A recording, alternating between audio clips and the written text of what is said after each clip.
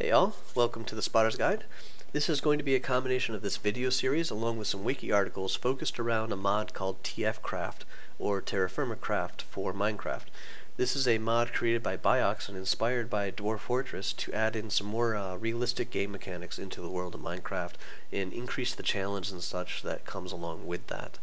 I hope that this is going to be a combination of a Let's Play and a Survive and Thrive, which is inspired by Paul Soria's videos that really got me into playing Minecraft because he showed you how to get into your first day, not feel so lost, show you what you should try and focus on accomplishing up front, and then introduce the rest of the mechanics to where you could really start interacting with the world and have a good time with this.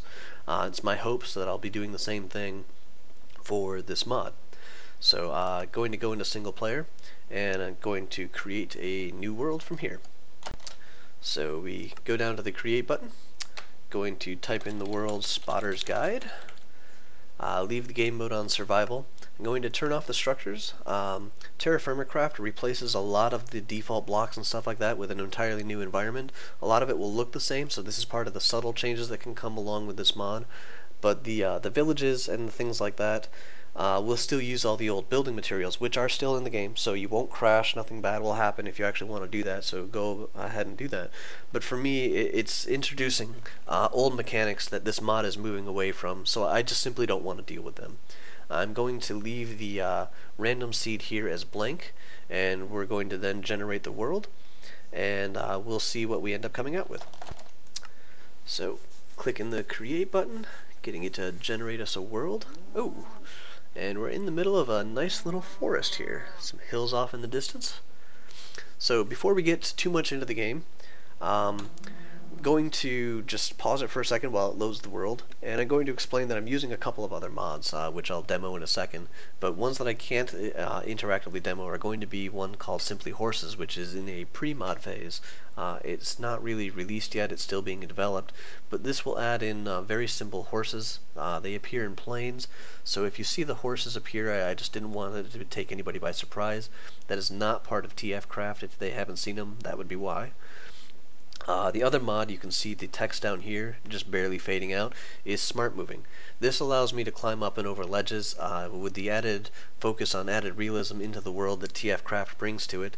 This seemed to be a really nice addition into it to give it that little extra bit of realism. Is now if I come to a 2 or 3 block high, I can either hoist myself up or jump up, grab onto the ledge and hoist myself up. That sort of deal, so it'll make movement a little bit more interesting. I am fairly new to that mod though, so I'll probably make myself look like a fool for a little bit. The third mod is one that I can show off pretty quick and easily here, is NEI, Not Enough Items. This is a combination of TMI, which is an item granting mod that looks a lot like this on the right hand side, and recipe books. And it's this latter mod that I'm actually using this for to help out with this series. Is the recipe books gives you the recipe for crafting items, and how NEI does this is you have the list on the right hand side here. If I left click it, it'll show you how to create the item that you've clicked.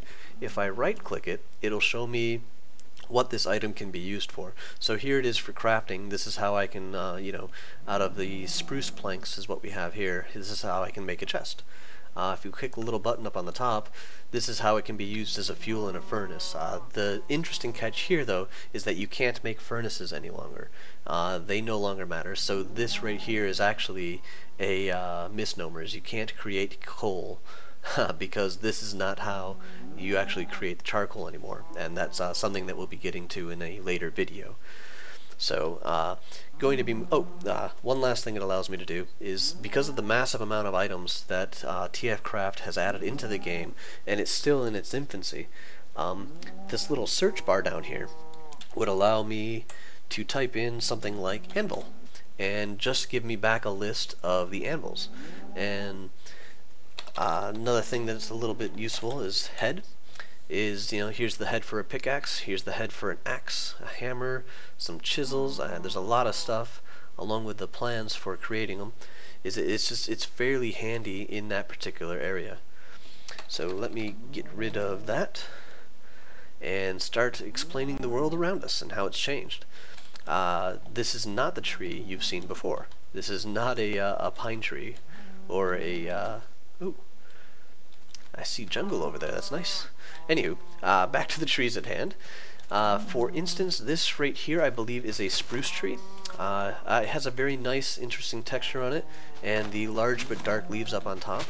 And I'm going to be breaking the leaves because, as you can see, we are getting sticks out of them. And this is actually where you get your sticks from. These are the basis for all the handles for most tools and weapons in the game still.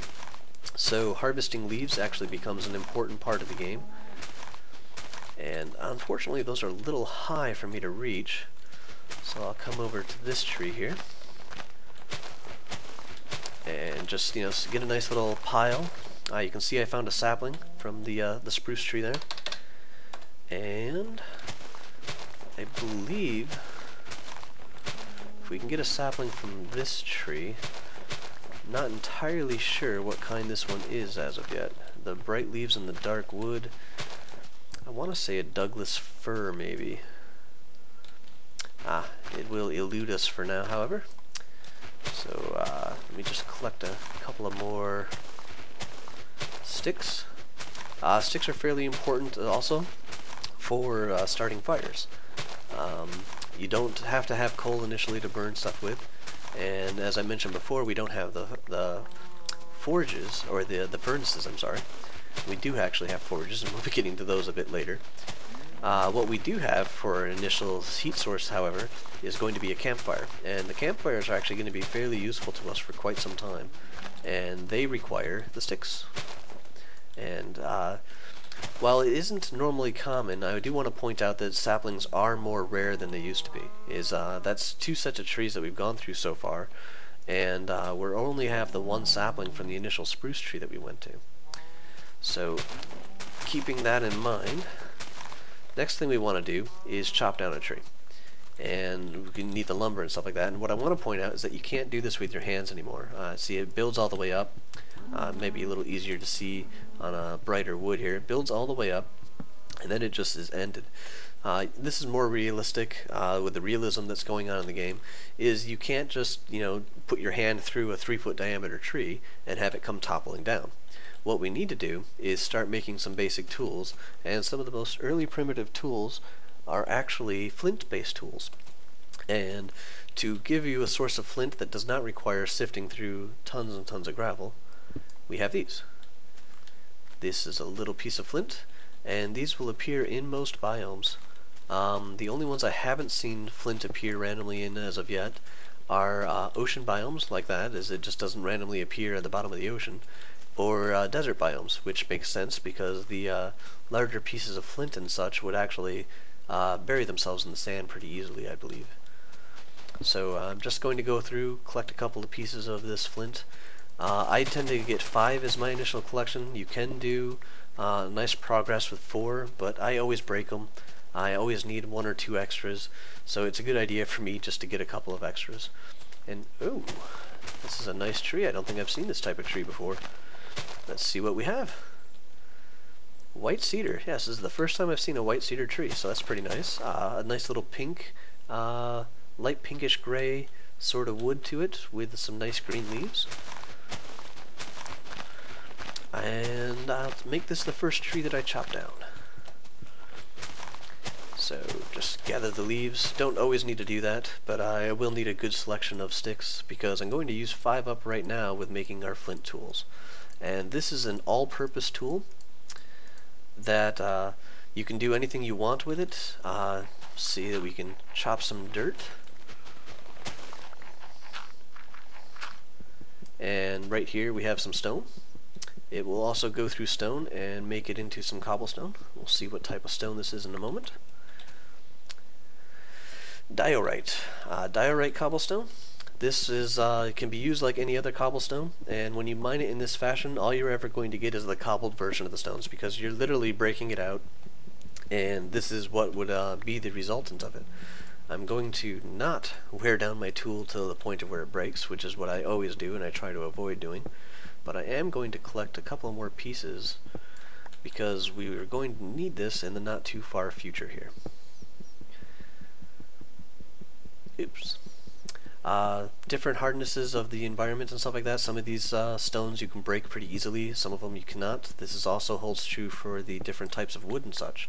There's harder woods and denser woods where it'll take more durability and a little bit more effort to chop down the trees and such.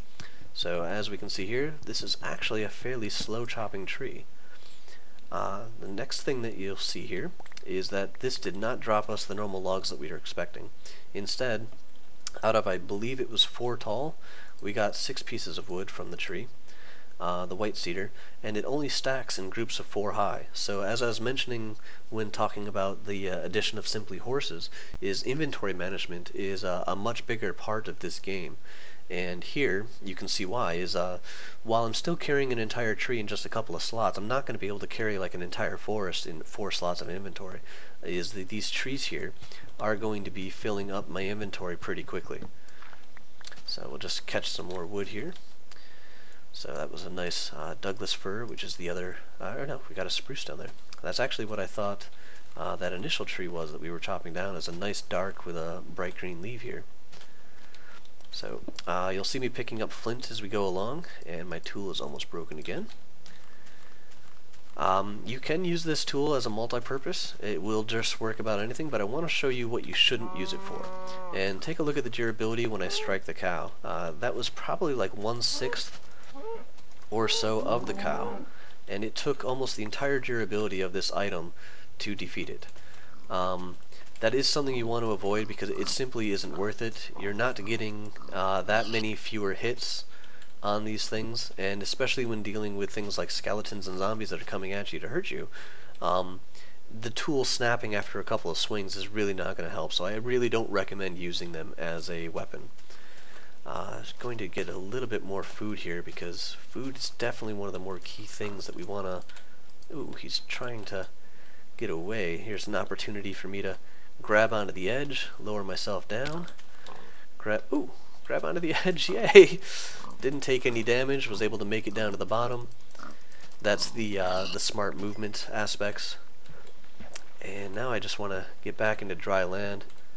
Oh, swimming. I did not know smart movement did that. That was interesting.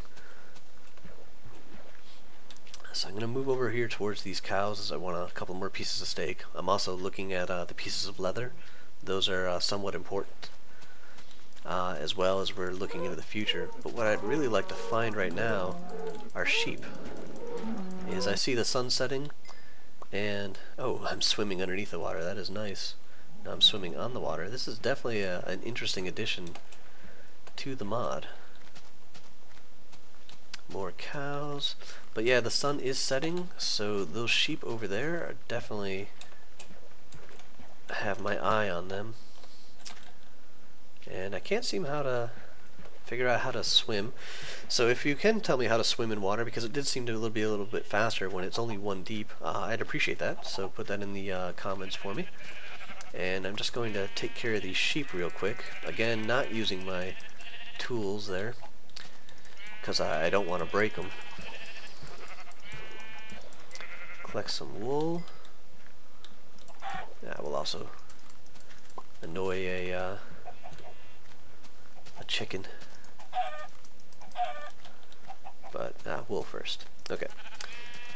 So we're actually in around a tree that I want to showcase in a moment here, but we're going to focus on the fact that the moon's coming up, and this means not so nice things are going to be coming our way. We want to move from beyond our flint tools and start being able to actually craft things that are useful. To do this, we need a workbench, and that requires planks. You can make a plank by a log and your flint tool, but it's going to utilize the entire flint tool. It doesn't matter how much health it has. If we have a full tool here, it's still going to use the entire thing. That's why I try to use the tools down to a bit of the nub, because you're going to see that resource management is a fairly important thing in this game. The crafting table has the same recipe as before. I could have used any combination of wooden planks. As long as it's 4 wooden planks up here, we can get a crafting table back out of it. Once we get a crafting table down, this opens up the Stone Age for us. We can use our sticks, we can use our cobblestone, and we can get a stone axe. We can get a stone pick. This will keep us in wood and cobblestone so we can replenish what we've had. And also important for now is a stone axe. I'm a little reluctant to actually make the stone axes at this point in time because that looked like a creeper, and it's just sugarcane. Freaking me out with all these things walking around though. But the stone axe can also be used to shape wood, and you'll notice when I do this, however, it doesn't take the entire stone axe. It's just going to take a little bit of the durability based upon the denseness of the wood. So that's where that mechanic will come back into play again. To show the different types of wood, just like if you had multicolored wool, is 3 things of wood will give us the wooden slabs. 3 things of wool will still get us the bed. Is you can use the different types of the wood and still get the desired result. It doesn't have to be all the same type. And for now, I usually like to put my beds facing west. It's just a habit I've gotten into, so I know which directions I'm facing when I wake back up again. This will make the mean nasties hide underneath all the trees that are around me instead of going away. Going to just finish off the chicken. Collect a little bit of feathers, collect a little bit of meat there. And I'm going to showcase this big giant tree to my right. This is a willow tree, and I like willow trees just in real life and also in this game just because they're a fairly neat looking tree. In the game though, they serve a very good mechanic. Is lumber is going to be very important in this game, and willow trees, while being a very soft tree, produce a large number of pieces of wood. So they're a very good resource tree, and they'll become, in most of my games, a fairly predominant part of the charcoal creation, which is, as we move into the metallurgy aspects of Terra Firma craft, we become more and more important, and we'll see why as time goes on. But the willow trees have a large number of leaves, so they're a very good source for sticks, but they also have a very good chance that you're going to be getting enough saplings to be able to maintain your tree population. The other benefit they have is they're a very fast growing tree, so you don't have to wait around a long time to actually get the trees to grow again. And I'm just going to, I got 3 saplings, that's good enough. So I'll take my axe. Don't have to use the flint tool anymore, although actually I'm going to use the flint tool up just because I don't want to carry it around. But all the leaves disappear, and this is a good collection of wood. This is a good idea, sample of what you can normally get out of a willow tree. And it's because of the volume of the wood that it makes them so useful. Is you only have to use 1 pick or 1 durability here. See, I just chop the bottom one here. It'll clean up all the leaves. Most of the time. Every now and again this does happen. It's just because of the random way that the tree grew. It does have a piece of wood that it's not tracking as part of itself, and I believe that is a known issue that is being looked into, but it's not a high priority because it honestly does not happen that often. So moving along. So I like initially creating my initial base in sort of a swampy area because of the willow trees. It makes it very, very handy. But what we're going to get to now, as our endurance is starting to drop, is I'm going to create a campfire, or a fireplace. And this is going to be very useful for cooking our food, and it's also going to get us into the initial metallurgy and stuff like that as we progress. I'm going to just go over here real quick and get a little bit more wood, but I actually came for the sugar cane here because I want to get some paper, and paper can help make lighting a fire a little bit easier. My luck with it so far has not been too good, but it is supposed to make your chances better. So we'll just go over to the crafting table, turn it all into paper, and you make a campfire by just selecting a place. I'm going to want a little bit of an area around it because we're going to be using this in the future for a different purpose. And you drop at least 3 twigs or 3 sticks down there. I'm also going to put in some paper, increase my chances of getting a fire, and then I need a way to start the fire. And the way that you do that is you coming back to your stick and rubbing 2 sticks together will get you a fire starter.